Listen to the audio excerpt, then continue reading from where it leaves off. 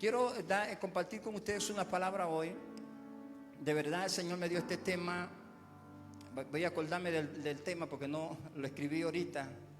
La palabra la tenía, pero el tema el Señor me lo dio ahorita. Y es protegidos por la sangre de Cristo. Amén. Es el tema que quiero impartir hoy. Dígale que tiene al lado: protegidos por la sangre de Cristo. Y vamos a ver el trasfondo del sacrificio de Jesucristo, porque cuando hablamos del sacrificio de Jesucristo, nosotros nos enfocamos en la cruz y nos enfocamos del Nuevo Testamento en adelante y nos enfocamos en la muerte, la resurrección de Jesucristo. Pero hoy vamos a aprender algo, y es que la muerte de Jesucristo o el diseño de Dios en la cruz viene desde el principio de la creación y se manifestó en todo el Antiguo Testamento. El poder que hay en el derramamiento de la sangre y el poder que hay cuando la sangre de Cristo fue derramada en la cruz del Calvario.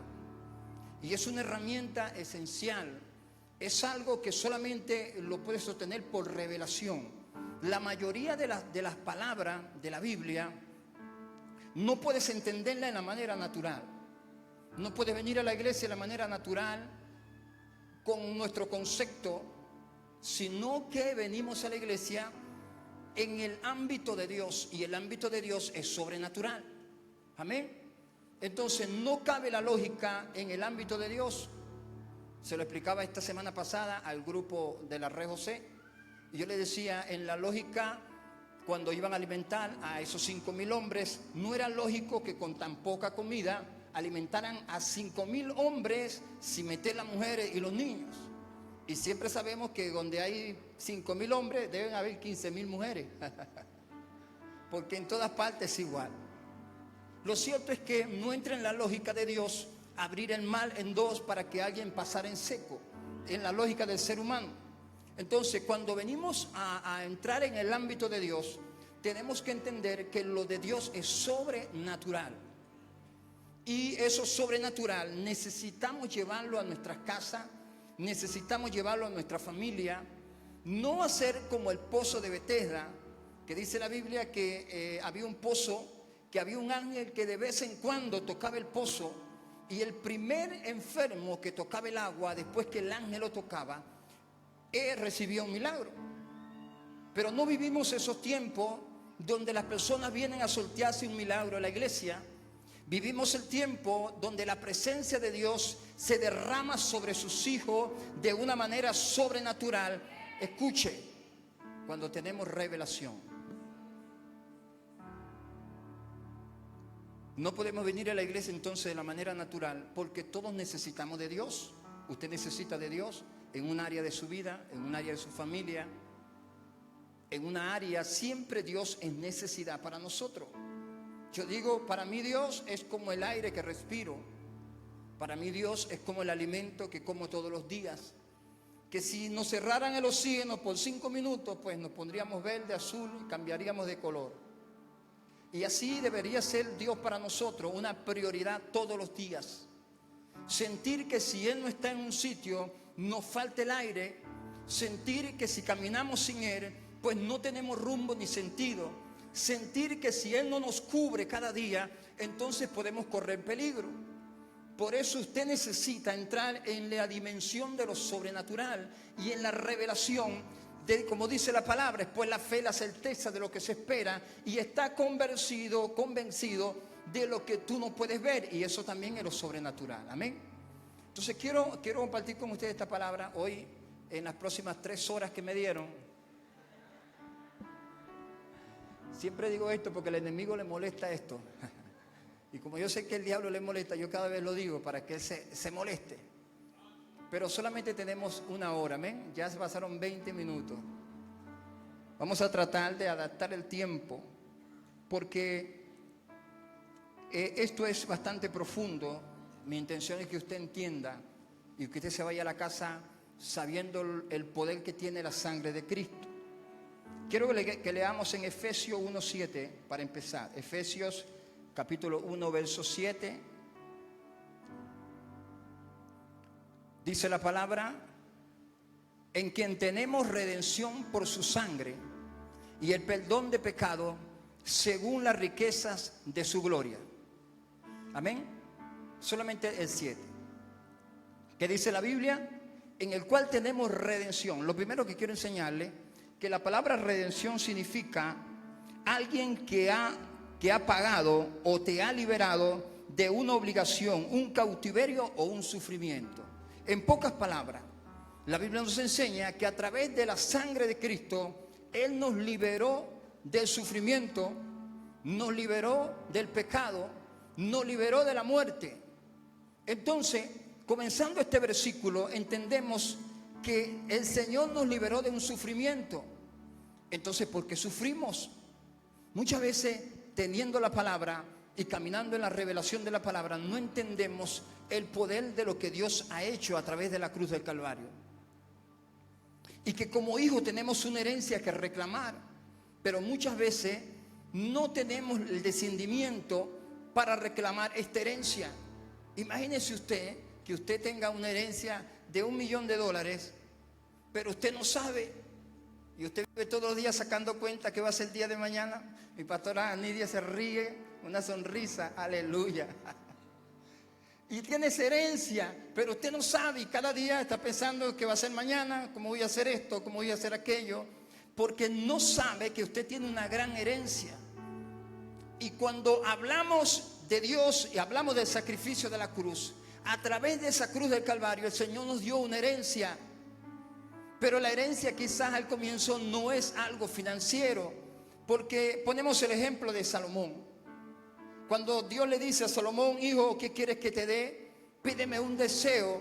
Y él tuvo la oportunidad de pedir grande riqueza o todo aquello para gobernar.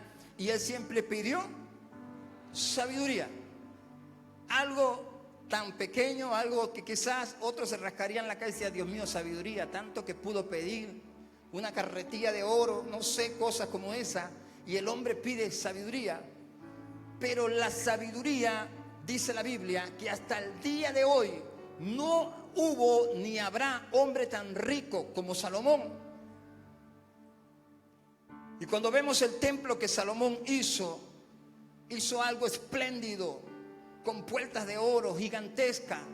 Y lo único que le pidió fue ¿qué? Sabiduría.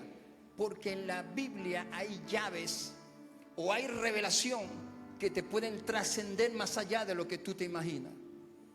Ayer estábamos con una familia y leíamos un versículo donde dice que las bendiciones te van a perseguir, o que las bendiciones te alcanzarán, que las bendiciones estarán detrás de ti y tú no andarás detrás de ellas. Y tú vas caminando y las bendiciones jalándote la camisa. Mira, pero es que quiero bendecirte, ya va, pero cálmate que tengo que hacer una obra para Dios. Y la bendición jalándote la camisa, pero estás tan ocupado en las cosas de Dios que comenzaste a ser próspero y ni siquiera te diste cuenta cómo. Porque la intención no es que tú vayas detrás de ella, la intención es que ellas vayan detrás de ti. Escucha. Y cuando las bendiciones te persiguen, solamente te van a perseguir las bendiciones que proceden del cielo. ¿Por qué bendiciones que no son de Dios? Hay bendiciones que no son del Rey. Y muchas veces hacemos cosas para Dios, o para Dios no, para nosotros. Y decimos: Señor, pero ¿por qué no se dio esto? Porque simplemente no era de Dios que sucediera. Por eso siempre en toda la palabra y en lo que caminamos con Dios, en la palabra dice: ya no vivo yo, sino que Cristo vive en mí. Y si Cristo vive en mí, entonces la manera como tú hacías las cosas allá afuera no es la misma manera como ahora tú tienes que hacerlo dentro de la iglesia. Y venimos del mundo y decimos: bueno, yo esto ya me resultó, lo hice, tuve una gran finanza. Pero cuando llegas a los caminos del Señor, Dios desbarata todo eso. Te digo por qué. Porque lo que Dios te quiere dar siempre va a ser mejor. Siempre. Por eso no puedes entrar al ministerio, no puedes entrar a caminar con Dios si no tienes la revelación de lo que Dios quiere. Si no tienes la revelación del Padre, si no tienes la revelación del derramamiento de la sangre de Jesucristo. No puedes caminar de una manera natural, porque si caminas de manera natural, las cosas naturales te van a perseguir. Y hay personas que tienen tiempo caminando con el Señor y de repente dice, se me prendió el 20 en esta palabra. Y esa palabra, cuando se hace vida en él, esa palabra resulta y tiene paz. Escucha, cuando Dios te da algo, la señal de ese algo va a ser que vas a tener paz. Y muchas personas te van a decir, pero mire, yo creo que estás perdiendo el tiempo en ese lugar. Pero dígale, pero tengo paz. Yo me imagino cuando Salomón comenzó a gobernar y cómo comenzó a gobernar y fue creciendo la fama, todo aquello, pero él no estaba tan preocupado en el dinero, porque si fuera sido así, él lo fuera pedido desde el principio. Él estaba preocupado en la obra de Dios. Amén. Entonces, para no desviarme del tema, porque me quedan todavía 45 minutos, quiero leerles algo de lo que escribí. Hoy no le dije a mi hermano que me imprime, el diácono. Hoy quise escribir, amén. Pero mire, lo primero que quiero hablarles sobre la sangre de Cristo es cómo se representa a Jesucristo desde el principio de la creación. ¿Y sabían ustedes que desde un principio ya el sacrificio de Jesucristo estaba activo? Miren esto. ¿Cuál fue el primer sacrificio que se hizo? Y quiero que leamos Génesis 3:21. Y vamos a leer sobre el primer sacrificio que se hizo y que representa la muerte y la resurrección de Jesucristo. Génesis capítulo 3, verso 21. A la una, ok. Mire lo que dice la Biblia. Y Jehová Dios hizo al hombre y a su mujer túnicas ¿de qué? De pieles. Dice, y los vistió.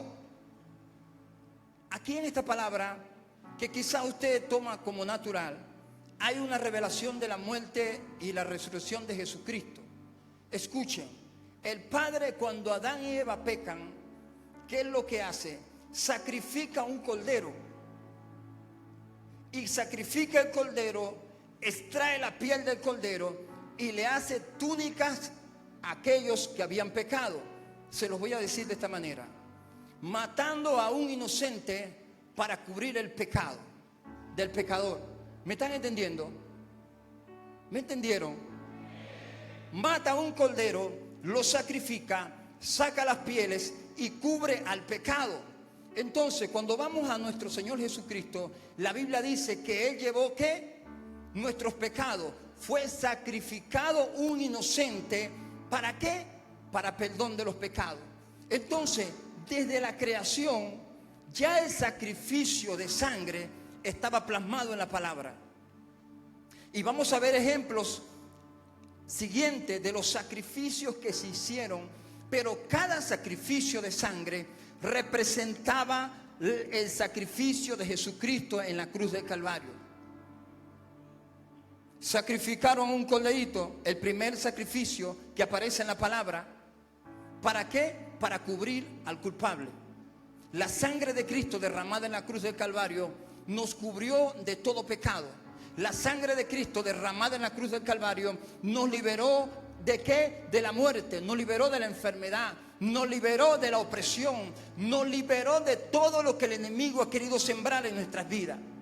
Pero ya el Padre, desde el principio de la creación, ya había dado una solución al pecado. Por eso hoy nosotros podemos decir que a través de la sangre de Cristo nosotros podemos tener una vida plena delante del Padre, porque fuimos justificados a través de ¿qué? De un sacrificio. Ahora, miren lo que sucede, porque quiero explicarles algo al final. Dice la Biblia que Adán y Eva pecaron, salieron de vuelto, tuvieron hijos, y dice la palabra que ofrecieron una ofrenda, tanto uno como el otro. Y quiero explicarles también aquí, porque hay una palabra que quiero que aprendan en Génesis. Y dice la Biblia que Abel llevó ¿qué? Un cordero para sacrificarlo. Pero dice la palabra que Caín llevó ¿qué? Una ofrenda de fruta o verdura o legumbre.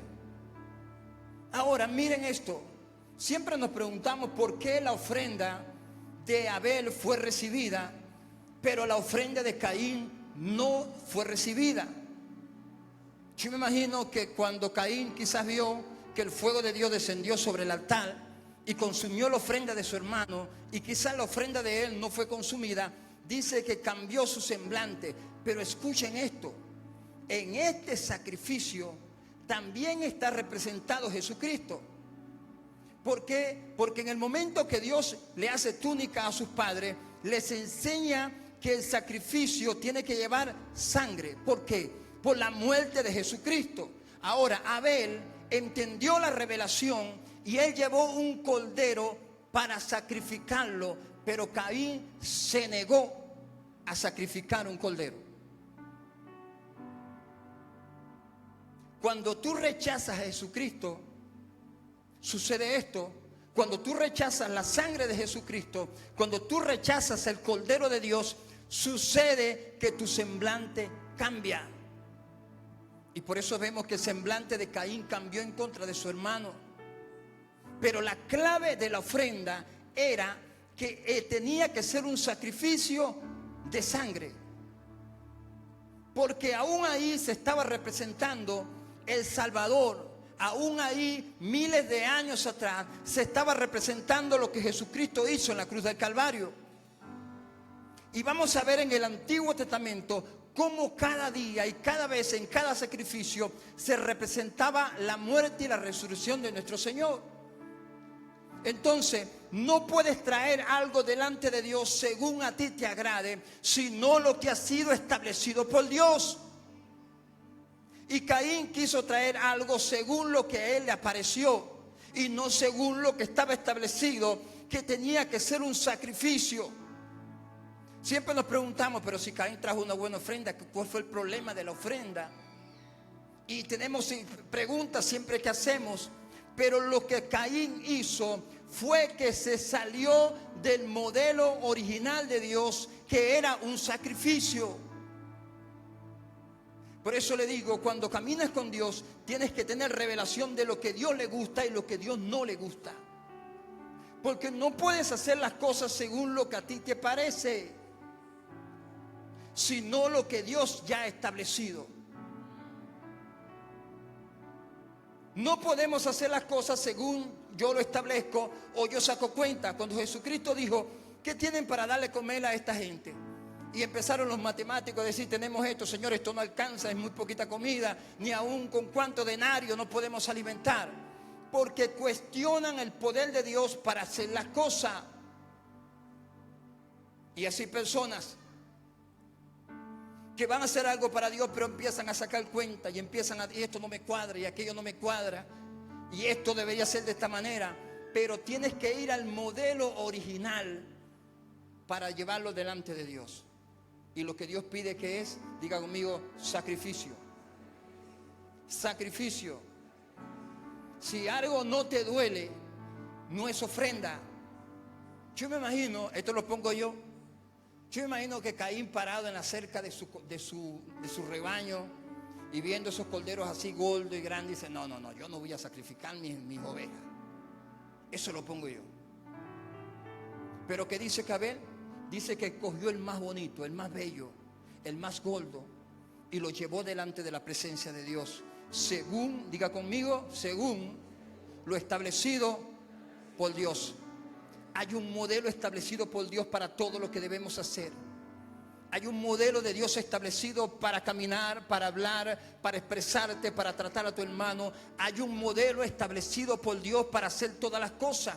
Por eso te digo, no puedes caminar en lo natural sin no entender la revelación de lo sobrenatural. Y la Biblia dice, mis caminos no son vuestros caminos. Y hay caminos que al hombre le parecen perfectos, dice la Biblia, pero al final, ¿qué? Son caminos de muerte. Y dice la palabra, más no vivo yo, más Cristo vive en mí. Pero si Cristo vive en mí, tengo que entender cuál es el modelo de Dios para poder caminar con Él.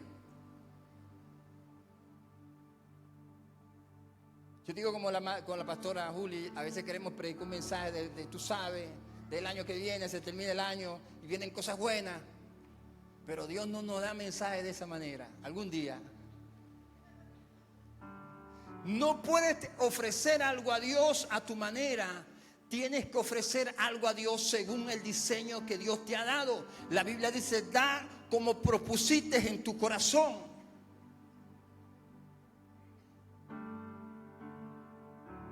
Tengo un testimonio fresquecito de un discípulo. Y no lo voy a pasar hoy aquí, pero voy a decirlo. Él estaba ahí arriba, en la parte de arriba, y tenía que operar a su esposa. Estaban en un proceso. En medio tiene como una visión. Dios le muestra que todo va a salir bien, que no se preocupen porque la operación va a ser un éxito. Y dice que tomó a su esposa por la mano, le dio la palabra y la recibió. Y después dice, y después que sea operada, vas a ofrecer una ofrenda de esta manera. Y le mostró cómo tenía que hacer la ofrenda. Y como la esposa la operaron hoy y al siguiente día era la reunión, yo dije, de repente la suspende porque es un día que lo operaron. Y no, pastor, eso está coordinado ya, eso está arreglado, está listo. Y al siguiente día nos reunimos y así como Dios se lo mostró, así lo plasmó. Pero quizás alguien fuera dicho, no, pero es que esto es mucho, fuéramos ahorrados, somos poquitos, vamos a hacer esto. ¿Por qué no quitas esto de aquí? Vamos a hacerlo de una manera mejor. Según el Señor se lo estableció, así Él lo hizo. No es como a mí me parece, sino como Dios lo establece. Por eso Dios no recibe la ofrenda de Caín, porque no era lo establecido. Lo establecido era que si tú amas al Señor, tienes que amar el sacrificio. Si tú amas a Jesús, tienes que amar el sacrificio. Y el sacrificio era plasmar en la ofrenda el sacrificio de un cordero. Pero él se rebeló en contra de lo que Dios había establecido. Dice la palabra que Dios le pregunta a Caín, ¿dónde está tu hermano? Y él le dice, ¿acaso yo soy vigilante de mi hermano o guarda? Así algunos mentores le preguntamos, ¿dónde está tu discípulo? ¿Y acaso yo soy para estar detrás de mi discípulo? Mentor, ¿dónde está tu discípulo? Voltean por otro lado, ven así para allá y ven para abajo. Y dice la palabra, ¿qué hiciste? Porque la sangre de tu hermano, escuche esto, cuando en la palabra, una palabra aparece por primera vez, es para detenerse y ver qué hay en esa palabra. Y la palabra sangre es la primera vez que aparece en la Biblia, cuando le dice, la sangre de tu hermano clama desde la tierra. Y mire lo que dice la Biblia, la voz de la sangre de tu hermano. Y otros dicen, no, es que eso es espiritual. La voz, la sangre, ¿sabían que la sangre tiene voz? Sí tiene voz. Y hoy en día los científicos a través de la sangre pueden rastrear a un asesino. Así no esté, con el ADN lo rastrean, pero no tiene nada que ver con eso. En el mundo espiritual la sangre clama. En el mundo espiritual la sangre clama. Ahora, ¿qué clamaba la sangre de Abel? Justicia. Clamaba justicia. ¿Por qué? Porque había sido asesinado. Y el Señor dice, la sangre de tu hermano clama desde la tierra. Déjeme ver si lo consigo aquí.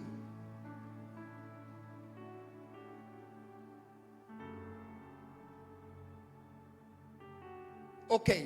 Vamos a buscar Hebreos capítulo 12, 24. Hebreos 12, 24. Y escuchen esta palabra. Quiero que la vean, la escuchen porque hay una palabra maravillosa en esto. 12, 24 de Hebreo. Dice, y Jesús es un mediador de un nuevo pacto, y la sangre rociada habla mejor que la de Abel. La sangre de Abel clamaba ¿qué? Justicia. Pero la Biblia dice que la sangre de Jesucristo clama aún mejor que la sangre de Abel. La sangre de nuestro Señor, dice la Biblia, clama delante del Padre. Pero ¿qué clama la sangre de Jesucristo?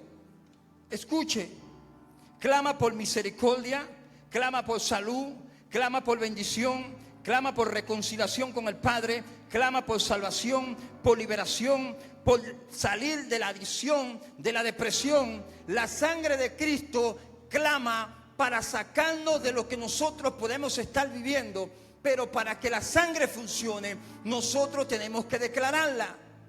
Que tú necesitas. ¿Tienes problema familiar? La sangre de Cristo dice, clama mejor que la de Abel.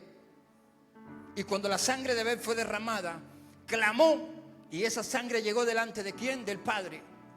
Y él dice, la sangre de tu hermano clama desde la tierra, o la voz de la sangre de tu hermano clama desde la tierra. ¿Clamaba a quién? Diga conmigo, al Padre. ¿Está entendiendo? Porque lo veo así como que haga así, mueva la cabeza así para decir, se asimila algo. Escuche, pero dice la Biblia, pero la sangre de Cristo clama mejor que la sangre de Abel, o es mejor que la sangre de Abel. Eso nos dice que si tienes una necesidad en tu casa, tu familia, si tienes algún problema, la sangre de Cristo está clamando todos los días para que el Padre te saque del problema. Dice la Biblia que es el único intercesor entre Dios y los hombres. Tenemos un intercesor que clama cada día por lo que tú necesitas.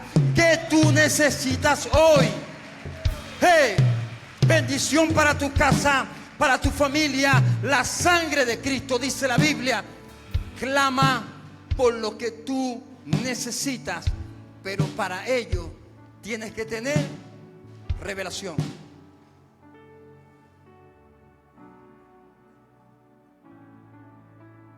Cuando tú respetas la sangre de Cristo, tú no vienes a la iglesia a dormir.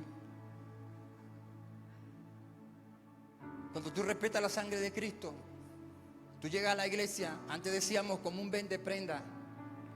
No sé, eso es un dicho de mis tiempos. Porque cuando un vendeprenda llegaba a un lugar, tenía muchas cosas alrededor.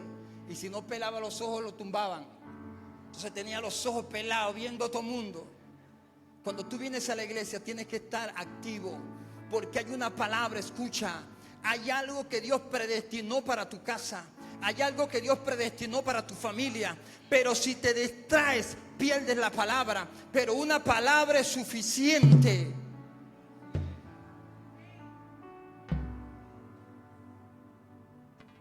Dice que el leproso le dijo al Señor, Señor, si tú quieres, puedes limpiarme. ¿Y qué le dijo el Señor? Yo quiero. Deja el trauma. Yo siempre quiero. Yo siempre quiero hacer algo. Yo siempre quiero bendecirte. Pero dice, Señor, si tú quieres, claro que Dios quiere bendecirte. Si es la misericordia de Dios, no. Él pagó un precio en la cruz del Calvario para sanar la enfermedad, para levantar a la familia, para sacarnos de la depresión, para sacarte de lo que estás viviendo. Ya Él lo hizo. No es si Él quiere o no quiere, Él lo quiere hacer. Hey, Él le dijo, yo quiero, siempre yo quiero. No te acerques a Dios de esa manera diciendo, Señor, si tú tienes misericordia de mí, porque soy una llaga en el desierto y estoy aquí. No. Párate de una posición de hijo y reclama la palabra. Tu palabra dice en Isaías 53 que por tu llaga nosotros fuimos sanos. La palabra dice que tú llevaste nuestras enfermedades. Por lo tanto, la enfermedad no es legal en nuestras vidas. ¿Sabe que preparando este mensaje de la sangre de Cristo, tenía un dolor en esta parte, desde aquí hasta el pie? Un dolor que no me dejaba dormir. Pero estaba tan concentrado en el mensaje que se me olvidó orar por mí. Y en una de esas que estoy sacando la sangre de Cristo, digo, pero ¿qué estoy haciendo yo? La sangre de Cristo en el nombre de Jesús. Siervo, se me fue el dolor. Automáticamente se me quitó el dolor que tenía. Pero estaba tan concentrado en el mensaje y la cosa, y ya va, no me puedo parar. Y dije, pero ¿qué estoy haciendo yo? Voy a poner por práctica esto que estoy estudiando. Y dije, en el nombre de Jesús, Señor, la sangre del Cordero de Dios está sobre mí y se lleva toda enfermedad. Dios es testigo que así como lo hablé, se fue. Amén.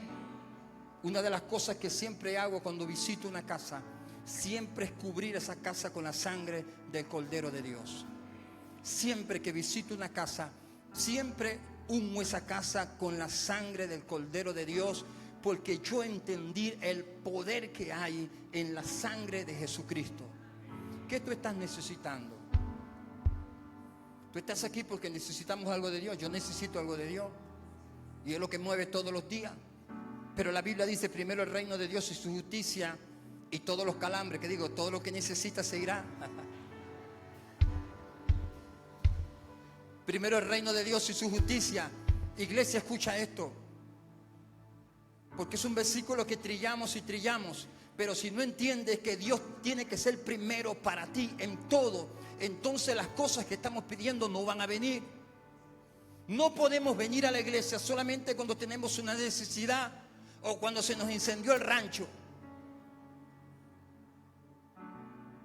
Adoramos a Dios en la abundancia, adoramos a Dios en la escasez, adoramos a Dios en la alegría, adoramos a Dios en la tristeza, adoramos a Dios en todo momento. Pero en medio de la adoración siempre hay un milagro que sucede. Pablo y Silas en la cárcel, y yo imagino que le dijo: Pablo, ¿sabes qué hora es? Y yo: ¿qué hora es?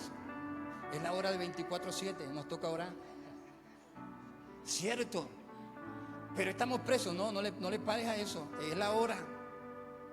Y dice que comenzaron a adorar y comenzaron a cantar en medio de la cárcel, con grillos en sus manos, siendo azotados. Y dice la palabra que en medio de la adoración se rompieron las cadenas, se rompió todo. Los presos también fueron libres, porque ellos adoraron en medio del proceso que estaban pasando. No hay un día para adorar a Dios diferente. Adoras a Dios cuando tienes, cuando no tienes, porque la Biblia dice que lo que amamos al Dios de los cielos y al Dios que estamos sirviendo, todas las cosas nos ayudan a bien. Pero muchas veces agarramos una parte del versículo y queremos vivir en esa parte del versículo, y todas las cosas nos ayudan a bien. Tranquilo, hermano, que todas las cosas nos ayudan a bien. Mira, pero estás pasando, tranquilo, que todas las cosas nos ayudan a bien. Ella va a los que aman a Dios. A los que aman a Dios, todas las cosas le ayudan a bien. Siempre en la palabra hay una demanda para lo que Dios te va a dar. Dice: da y se os dará. Siempre hay una demanda de parte de Dios cuando queremos recibir algo o dar algo. Siempre hay una demanda de Dios para nosotros. Amén. Y vamos a leer, porque todavía me queda una hora. Denle un fuerte aplauso al Señor. Está así como que... Escuche. Si el frío lo afecta, apagamos los aires. ¿Tiene mucho frío? Ok. Escuche esto. Entonces la sangre de Cristo clama. Dice la palabra en Hebreos 12:25. Hebreos 12:25 dice... Vamos a cambiar el versículo. Cuando cambiemos un versículo lo quitamos de la pantalla. ¿Vieron? Ok, Hebreos 12:25 dice: mirad que no desechéis al que habla, porque si no escaparon aquellos que desecharon al que los amonestó en la tierra, mucho menos nosotros si desechamos al que amonesta desde el cielo. Escuche, la palabra dice que en el Sinaí el Señor los amonestó, pero ellos no quisieron sujetarse, hicieron un becerro de oro, la tierra se abrió, se los tragó. Y dice: si no escaparon ellos, cuando él estaba hablando desde la tierra, menos aquellos que ahora la dirección está a la diestra del Padre intercediendo por nosotros. Esto es serio, iglesia. La sangre de Cristo es seria.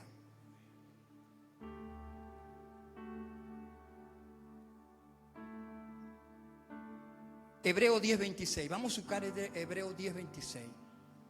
Y yo quiero que usted se concientice en este versículo. Hebreo 10:26 dice: porque si escaparemos voluntariamente, si pecaremos voluntariamente después de haber recibido el conocimiento de la verdad, dice, ya no queda más sacrificio por los pecados. Siguiente.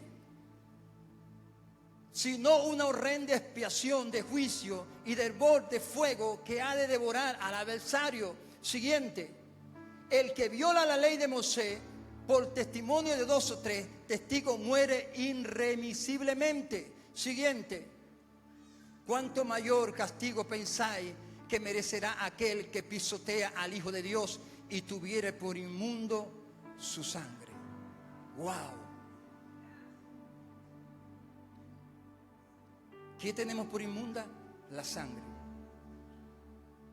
La sangre del Cordero. Cuando rechazamos la sangre, cuando rechazamos a Jesucristo, automáticamente hay maldiciones que vienen sobre una persona. Siempre tenemos que tener vigente todos los días el sacrificio de Jesucristo en la cruz del Calvario. Esto nos hará ser personas agradecidas. Nos hará ser personas que no pequemos voluntariamente, sabiendo lo que Jesucristo padeció. Una de las imágenes más parecidas a la muerte de Jesús la vimos en la pasión de Cristo. Y vimos cómo, es más, hubieron instituciones que se levantaron en contra de esta película porque era muy cruda, pero aún se quedó corta para la muerte de nuestro Señor Jesucristo. Dice la Biblia en Isaías que sus rostros se desfiguró, se hinchó, y Él hizo todo eso por ti y lo hizo por mí. Entonces no podemos tomar por ligero el derramamiento de la sangre de Jesucristo. No podemos tomar a la ligera, desechar el precio que Jesucristo pagó en la cruz del Calvario. Esto es para que todos los días usted esté de rodillas dándole gracias al Señor. Padre, gracias, gracias. Y cada día dar gracias. Escuche, sería solamente suficiente para que Dios te bendijera, que tú todos los días le dieras gracias por el sacrificio de la cruz.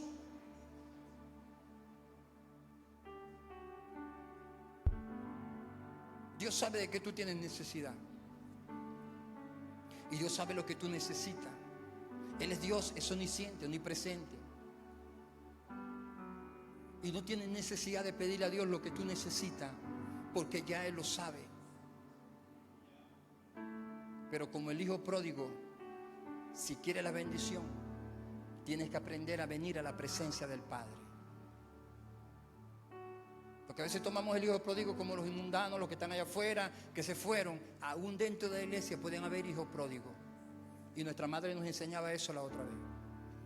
Aún dentro de la iglesia pueden haber hijos pródigos, que teniendo al Padre, nunca buscamos al Padre, sino que vamos a todas partes, a todo lugar, pero nunca llegamos delante de su presencia a hablarle como un padre o un hijo a un padre. Dios sabe de qué tienes necesidad, iglesia, pero el agradecimiento hace que la mano de Dios se mueva a tu favor. Que cada día agradezca lo que el Señor hizo por ti en la cruz del Calvario. No tiene precio. Quiero enseñarles algo porque me queda 1 hora. Y quiero hablarles sobre el arca. Tenemos el arca en este lugar. Tenemos la imagen del arca. Colócala en ese lugar. Esto pues parecido a lo que era el arca. Pero en este lugar tenía 2 querubines, 2 ángeles, que sus alas estaban encontradas, resguardando lo que estaba dentro del arca. Ahí la tienen la imagen. Ahora, ¿de qué era el arca? El arca era hecha de madera de acacia. La madera de acacia es una madera conocida como incorruptible. Incorruptible porque no la daña el frío, la humedad, los insectos no la penetran, y de paso es moldeable para trabajar. Esta arca representa a Jesucristo, sépalo. Y la madera de acacia representa a Jesucristo como hombre. Pero después de la madera estaba revestida de oro puro, totalmente.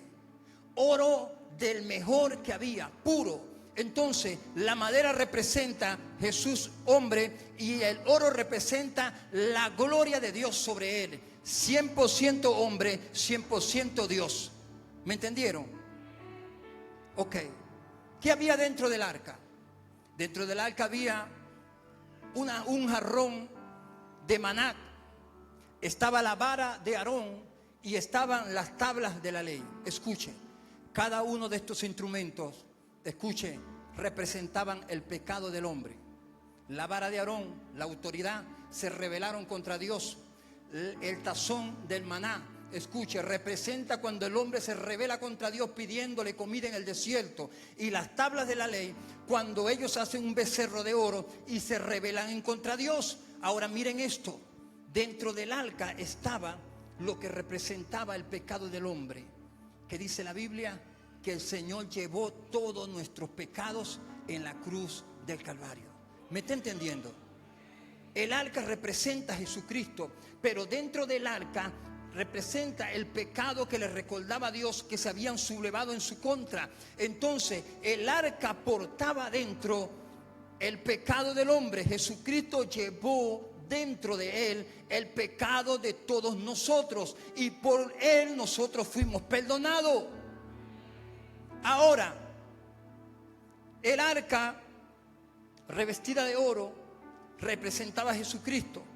Dice que una vez fue secuestrada o fue tomada en una batalla. Los hijos de Elí pecaron contra Dios. Elí también no quiso corregir a sus hijos y dice la Biblia que en la batalla saquearon el arca y se la llevaron. Pero mire lo que sucedía cuando llevan el arca a los filisteos a sus tierras. La colocaron delante del dios Dagón. Pero cuando el siguiente día iban, Dagón estaba en el suelo postrado delante del arca. ¿Me están entendiendo? Lo colocaban dentro del templo, se iban, pero al siguiente día Dagón caía de cabeza, postrado delante de él. Delante de él toda rodilla se dobla y toda lengua confiesa que él es el Dios de los cielos. No hay rodilla que no se doble delante de la presencia de nuestro Señor Jesucristo. Por eso el arca, cuando estaba en el sitio, Dagón caía postrado. Dice la Biblia que se la llevaron del lugar y se la llevaron a otro pueblo, pero comenzaron a salirle tumor a las personas y comenzaron a sufrir de enfermedades como hemorroides. Y los filisteos dijeron: ¿qué haremos con el arca? Porque desde que hemos traído el arca de Dios a este lugar, la enfermedad se ha multiplicado. Escuchen, la presencia de Dios no puede estar donde hay pecado. Tú quieres que Dios habite en tu casa, tienes que limpiar tu casa. El arca de Dios no puede habitar donde hay pecado, donde hay idolatría y donde hay maldad. Porque dice, Él es el alto, Él es el sublime, que habita en la eternidad, y su nombre es el Santo de Israel. Dale un fuerte aplauso al Señor. Él es el alto y sublime, el que habita ¿dónde? En la santidad, y su nombre es el Santo de Israel. Por eso el arca todo el tiempo en la antigüedad representó a Jesucristo. Y los que se acercaban al arca tenían que ser santificados.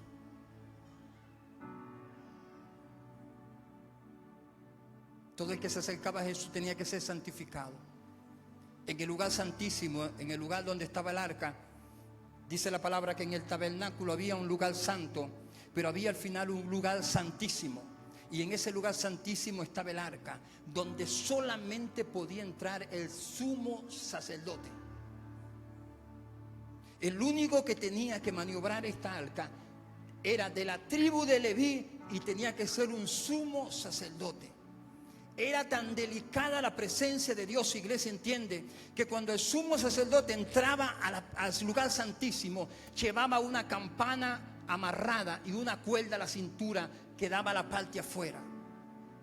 Porque si el sacerdote entraba impuro a la presencia de Dios y la campana no sonaba, caía muerto y lo jalaban con la cuerda porque nadie podía entrar. Imagínese lo delicado que es la presencia del Señor.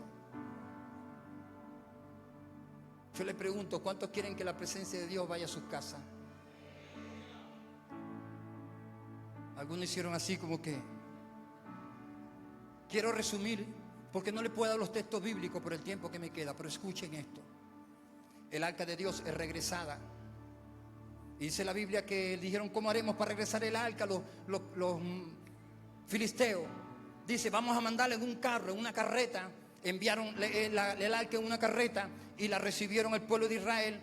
Pero El pueblo de Israel, curioso como siempre, hay cosas que Dios no te permite ver, pero el pueblo de Israel, curioso, abrió el arca. ¿Usted sabe cuánto murieron? 32,000 personas por abrir el lugar santo que Dios no le dijo que abriera.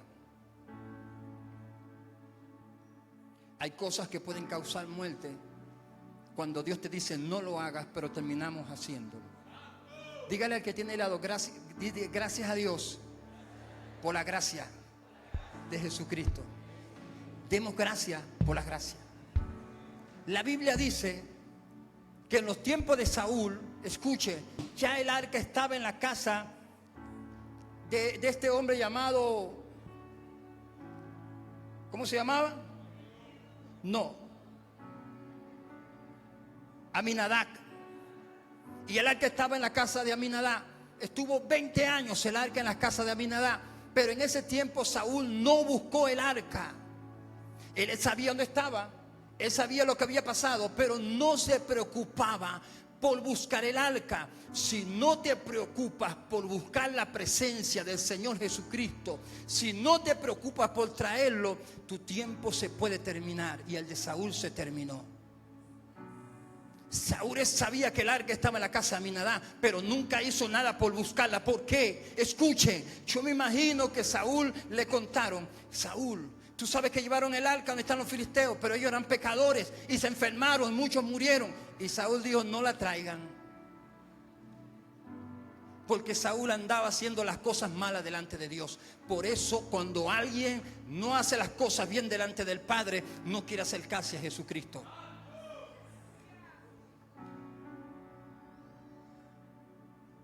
Pero había un hombre que tenía una pasión por el arca. Había un hombre que danzaba para el arca y él sabía dónde estaba el arca, pero no era su tiempo. Y este hombre era David. Y cuando David fue rey, una de las cosas que hizo primero fue convocar al pueblo. Escuche, no les leo el versículo porque no nos da el tiempo. Pero déjeme decirle a ver si consigo el versículo para que usted lo lea.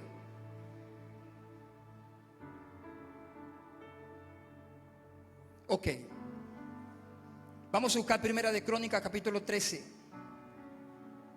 Primera de Crónicas capítulo 13, para que usted tenga una idea de esto. Primera de Crónicas, o primer libro de Crónicas, perdón, porque no es carta. Primer libro de Crónicas, capítulo 13. Eso está en la Biblia, hijo. Estamos acostumbrados a Mateo, Juan, Lucas. Ok. Entonces David tomó consejo de los capitanes de millares y de centenares con todos los jefes. Sigue adelante.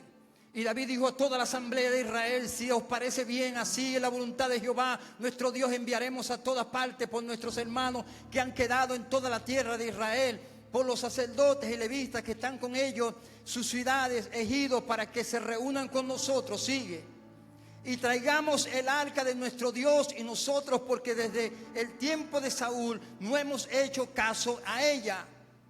Y dijo toda la asamblea que hiciese así, porque la cosa parecía bien. ¿A quién? Al pueblo. Escuche, primero escuche esto. La cosa parecía bien ¿a quién? Al pueblo.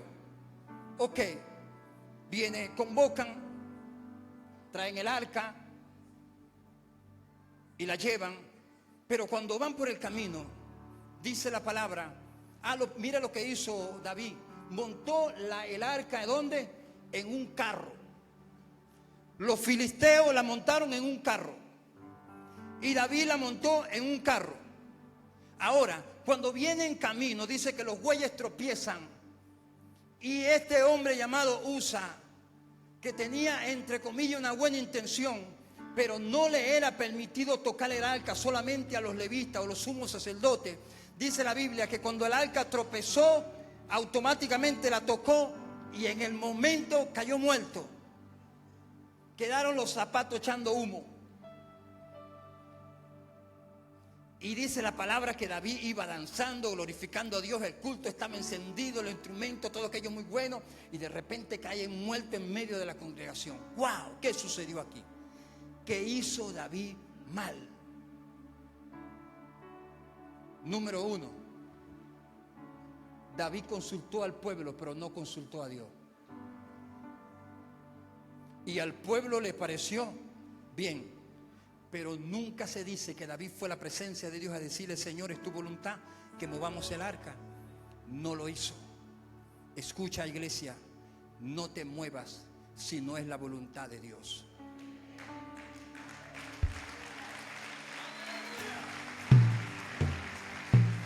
No hagas nada si primero no oras a Dios, que Dios te dé la respuesta de lo que tú vas a hacer, porque aunque parezca bueno, puede traer desgracia. Número 2, que hizo David mal. Escuche, los filisteos montan el arca en un carro. Ahora pasen 4 personas para acá rapidito, 4 hombres o mujer, quien sea. Tomen el arca cada uno. Estos palos deberían ser más largos, pero tomen cada uno. Falta uno. Tranquilo, que nadie va a hacer papel del diablo. Cuando nadie quiere pasarse, ¿será que paso? Ok. Levanten el arca a una sola dirección. Se están viendo de frente. Ahora, esto pasa aquí en TNT. Ok.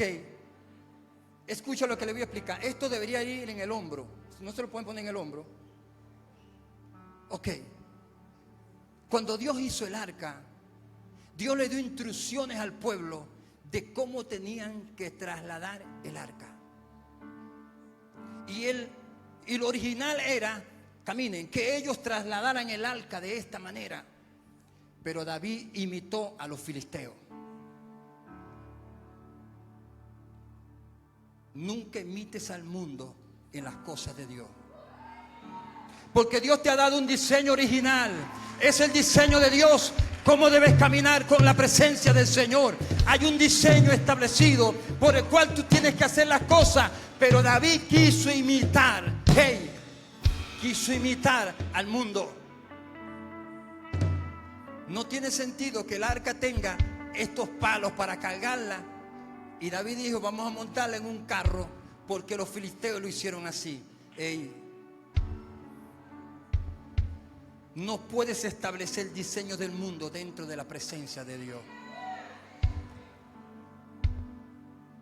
Los diseños del mundo, cuando confesaste a Cristo como tu Salvador, se quedaron allá afuera.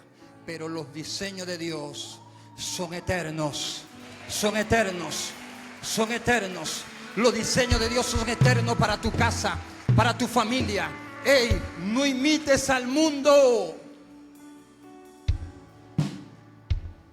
Sigan caminando, que hay algo bueno en eso. Oh, shara bravo cabo shara yokai. No imites el mundo, porque Dios te dio un diseño original para tu familia, para tu empresa, para tu casa, para tus hijos. Dios te dio un diseño original para todo. No debes imitar el mundo. Y David imitó el mundo cuando quiso trasladar el arca como el mundo lo hacía, pero ya Dios había establecido un diseño. Gracias, mis pastores, diáconos. Escuchen, voy a resumir porque no puedo leer todo lo que está ahí. David dice que entró en tristeza y dejó la casa. ¿En casa de quién? De Obed-Edom. Escuche, hay algo maravilloso también en esto que le voy a decir. ¿Cuántos años tuvo la casa de Aminadab? 20 años. ¿Y cuánto tuvo en la casa de Obed-Edom? 3 meses. Pero dice la Biblia que en 3 meses Dios bendijo a Obed-Edom y todo lo que estaba en su casa. Escuche, no aplauda. La pregunta es: ¿por qué si duró 20 años en la casa de Aminadab no sucedió nada? ¿Por qué no sucedió nada en la casa de Aminadab si duró 20 años? Y en la casa de Obed-Edom duró 3 meses. Y cuando David se enteró, le dijeron: Señor, la casa de Obed-Edom se está enriqueciendo por causa del arca. Digo: bueno, vamos a traerla para acá entonces. Vamos a buscar el arca. Porque eso va a causar muchas veces cuando Dios te bendice en las personas que te rodean. Escuche, y buscamos, pero ¿por qué Obed-Edom fue bendecido? Vamos al contexto del nombre de Obed-Edom. Los nombres bíblicos no eran como ahorita, que usted le quiere poner Michael Jackson y todo ese tipo de cosas, Justin Bieber. No. En la antigüedad el nombre era según lo que la persona era. Jacob, ¿qué significaba Jacob? Usurpador, tramposo, porque ¿quién era Jacob? Era un usurpador y era un tramposo. Y hay otra palabra que significa Jacob, es aquel que toma por el talón. ¿Por qué? Porque ellos estaban dentro del vientre de la madre, Jacob y Esaú. Y desde el vientre de la madre, Jacob le quería jugar una trampa a su hermano y quería salir primero. Y cuando sacan a Esaú, traía la mano agarrándole el talón al otro. Por eso el nombre de Jacob, cuando Dios lo va a bendecir, tiene que cambiarle el nombre por Israel. Porque el nombre que tenía, Dios bendiga al tramposo. Dios bendiga al usurpador. Dios no bendice al tramposo. Cámbiate el nombre. Hey. Deja la trampa, porque Dios no bendice al tramposo. Y le tuvo que cambiar el nombre. Ok, ahora vamos a Obed-Edom. La palabra Obed significa servidor. Y Edom significa sangre o rojo. En pocas palabras, Obed-Edom era un servidor de sangre. ¿Cómo es esto? Obed-Edom era un hombre que ofrecía sacrificio de sangre. ¡Aleluya! Que cuando el arca llegó a su casa, de una vez se postró, hizo un sacrificio y ofreció sacrificio de sangre, porque sabía que la sangre de Cristo estaba sobre este lugar. Sabía que tenía que ofrecer sacrificio de sangre, porque la sangre es lo que nos limpia de todo pecado y toda maldad. Y Obed-Edom ofreció sacrificio, y ofreció sacrificio, y ofreció sacrificio, y su casa fue prosperada. Su casa fue bendecida. Su casa, todo lo que había en la casa, dice la Biblia, fue prosperado porque alguien ofreció sacrificio. ¡Hey! Pero Aminadab ignoró el arca. 20 años y no se escucha que Aminadab hizo nada por el arca, ni Dios hizo nada por la familia de Aminadab. Pero el oficio de Obed-Edom era el que ofrecía sacrificio de sangre. Sabía que en el arca, cuando hacían pacto, escuche, la sangre era derramada sobre este lugar. Pero dentro del arca que había, los pecados del hombre. La sangre es derramada sobre el pecado y lo cubre. Cada vez que había un sacrificio en el arca, derramaban sangre sobre este sitio. Y la sangre derramada significaba que Jesucristo había sido crucificado y su sangre había sido derramada. Ahora les digo algo para que lo entiendan. ¿Por qué creen ustedes que Usa murió? Usa era hijo de Aminadab. Y Usa duró 20 años viendo el arca en un rincón y se familiarizó con el arca. Así el arca, eso tiene 7 años ahí. Ya tiene 12 años el arca. Sí, ahí está en el rincón. Y se familiarizó con la presencia de Dios. Y cuando el arca se iba a caer, estaba tan familiarizado que olvidó la ordenanza de Dios y le puso la mano y murió. Iglesia, no te familiarices con la unción de Dios.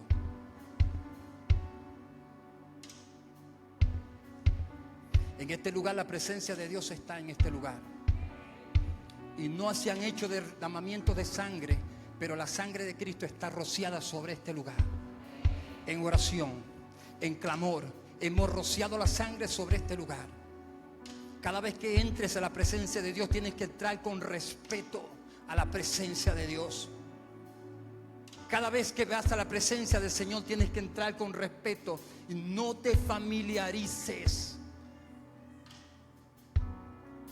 Nosotros hemos visitado muchas casas y hemos orado por esas casas, le hemos ungido con la sangre del Cordero de Dios, hemos dado de lo que Dios nos ha dado y siempre decimos: Señor, de lo que tú me has dado, del manto que está sobre mi vida, de mis padres espirituales y del manto apostólico y profético, eso hoy lo transmito sobre esta persona.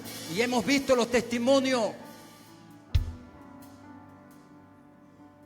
Pero si tú me tratas como pastor, por eso le decía al principio, la unción que tú honras es lo que viene sobre ti. Si tú me tratas como el pastor Junior, pues lo que está en mí de parte del Padre va a descender sobre ti. Si tratas al pastor Oscar por lo que Dios derramó en él, entonces la unción va a estar sobre ti. Pero si tú me tratas de Junior, quizás te pongo la mano y te puedes morir. Porque no es lo que somos, es lo que portamos. No es lo que somos, es lo que portamos de parte del Padre. Es lo que tú portas, es lo que el gobierno porta, es lo que el mentor porta, es lo que tu pastor de territorio porta. Lo que tú tienes que honrar, no la humanidad de la persona.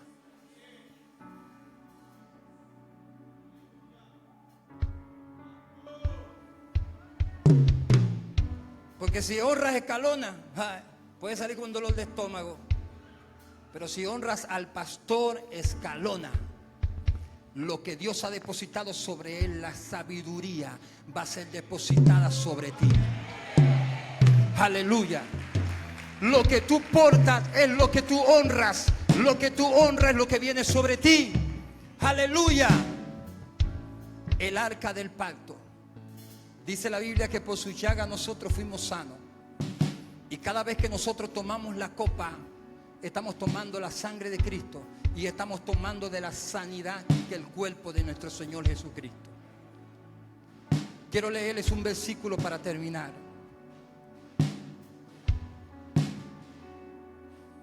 Quiero poner Colosenses 1:20 y con esto terminamos. Colosenses 1:20. Por medio de él reconciliar consigo todas las cosas, así las que están en la tierra como las que están en los cielos, haciendo la paz mediante la sangre de la cruz. Dice, reconcilió ¿qué? Todas las cosas. Escuchen, cuando la Biblia dice cosas, no está hablando de nosotros, viene de un griego neutro que habla de cosas, no habla de nosotros como personas. Ponme la imagen de la sangre en el dintel de la puerta.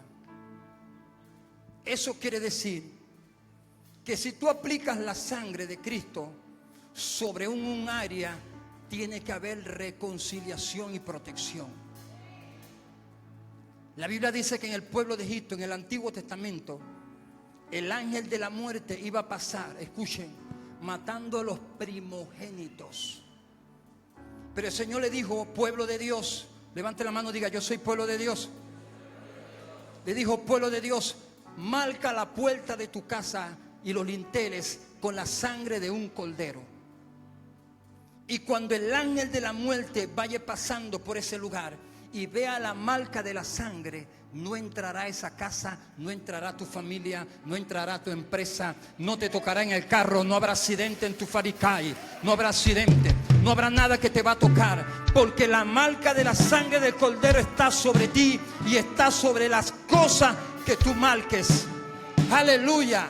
Lo que tú marcas con la sangre del Cordero de Dios, automáticamente va a ser protegido por su presencia. Y si por la sangre de un animal este ángel no entró a la familia, imagínate la sangre del Cordero de Dios, la sangre de aquel que fue redimido en la cruz del Calvario. Imagínate lo que va a pasar. Eso quiere decir que cada mañana tienes que pararte y ungir tu familia con la sangre del Cordero. Vas a salir, une tu carro, une tu moto y ningún accidente te va a tocar. Donde quiera que vayas, une tu empresa, une donde trabajas, une donde caminas, porque hay una protección de la sangre del Cordero de Dios. Esto era simbología de la sangre derramada en la cruz del Calvario. Pero ahora no lo vas a regar con un hisopo, lo vas a regar con tu boca. Lo vas a declarar con tu boca. Donde quiera que vayas, la sangre de Cristo está sobre mí. Donde camine, la sangre me protege. La presencia de Dios está conmigo. Donde vaya, la sangre del Cordero está conmigo. ¿Por qué? Porque hay una marca que ha sido redimido por la sangre de un Cordero, que fue inmolado en la cruz, que fue santo, que fue perfecto, que no tuvo enfermedad, que fue santo. Eres redimido por esa sangre. Por eso cae la sangre de Cristo. Escucha, la sangre del Cordero está sobre nosotros. Tienes que tomarlo por revelación. Tienes que caminar por la revelación de que el sacrificio de la cruz fue para siempre, para los hijos. Reclámalo como hijo. La marca de la sangre está sobre tu salud. Hay una parte de tu cuerpo que te enferma. Declara la sangre de Cristo. Declara la sangre sobre tu familia, sobre tu Isicabara. Declama sobre aquel que está enfermo. Declara la sangre del Cordero, porque dice la palabra que ni la muerte entrará a ese lugar. La muerte no tiene autoridad sobre la sangre del Cordero de Dios, ni la enfermedad, ni la pobreza, ni la ruina. Tiene autoridad sobre la sangre del Cordero de Dios.